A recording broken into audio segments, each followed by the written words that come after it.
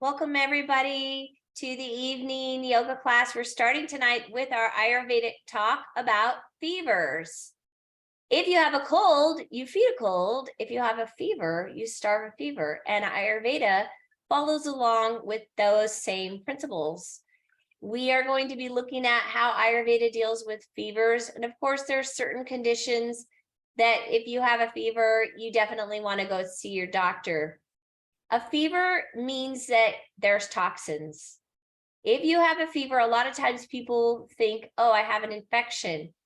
But actually, infection is not infection. You can have an infection and then get a fever, but the fever is going to be accompanying toxins in the system. And usually those toxins are entering into the circulatory system.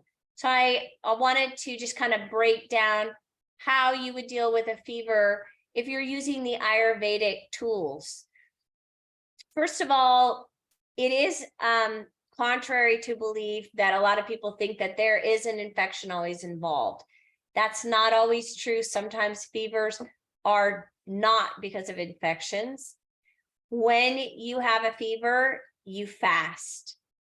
You do not want to eat anything, especially dairy, because dairy will make it worse. It can cause diarrhea as well. So I'm just going to go through a little bit of my notes here.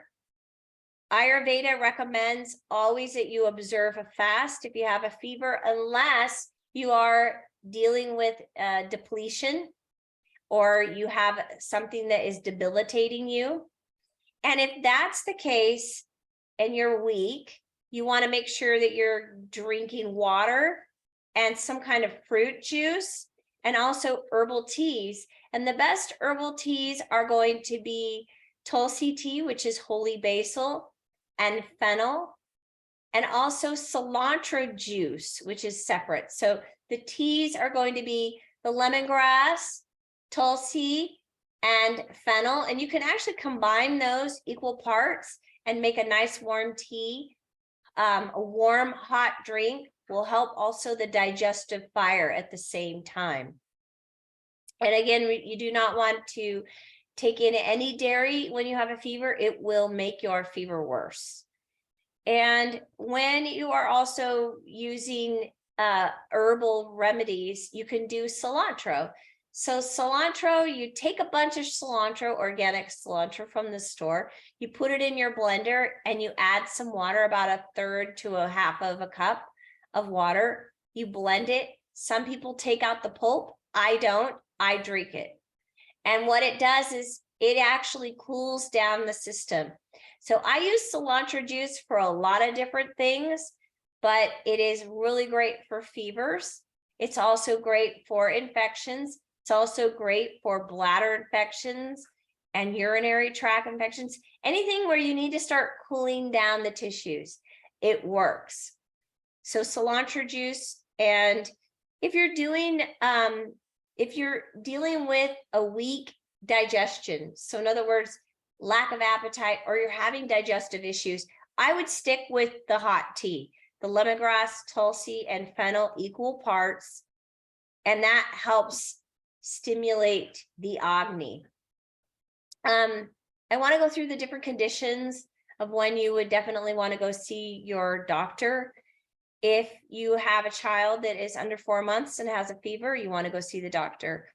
If you have over 104 Fahrenheit, and also if you're 101 over 60, also if your fever has been going on for over 3 days, if you have a severe headache and a stiff neck, if you are dealing with a chronic illness like heart disease, diabetes, or respiratory disease, in all of those cases, you want to contact your doctor or head to urgent care.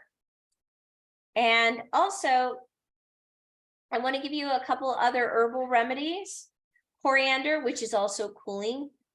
It's blended with a little bit of cinnamon and ginger. So this is going to be a little bit more of a warming tea. So if you're like super, super, super hot, I would do the other tea. With this tea, it's 2 parts coriander, 2 parts cinnamon, 1 part ginger. Okay.